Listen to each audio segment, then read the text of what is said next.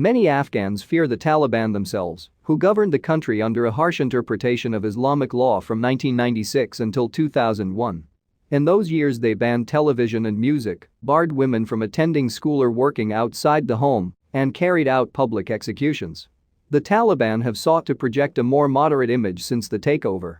They say women will be able to attend school and work, and have renounced any revenge attacks on Afghans who worked with the former government, the US or its allies. Many Afghans are deeply skeptical of such promises, and fear of the Taliban's rule drove tens of thousands to flee the country over the past 2 weeks. Thousands more waited in vain outside the airport, many of them standing for hours in a sewage canal. The Kabul International Airport had been one of the few ways out. At one point people flooded onto the tarmac, and 7 fell to their deaths after clinging to a plane that was taking off. Another 7 died in a stampede of people outside an airport gate. The Taliban have said they will allow normal travel, but it is unclear how they will run the airport and which commercial carriers will begin flying in, given security concerns. Qatar, a close US ally that has long hosted a Taliban political office, has been taking part in negotiations about operations at the airport with Afghan and international parties, mainly the US and Turkey.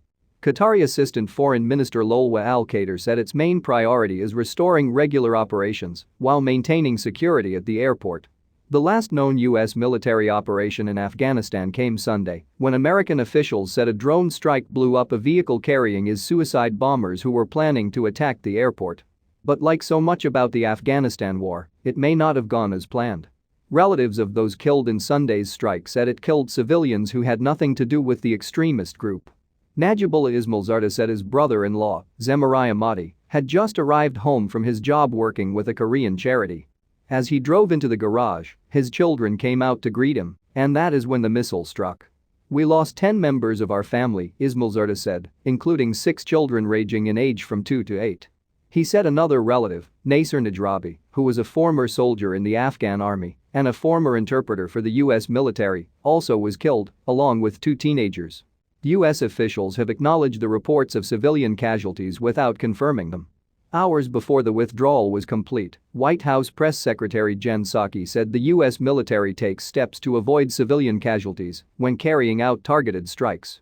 Of course, the loss of life from anywhere is horrible, and it impacts families, no matter where they're living, in the United States or around the world, she said.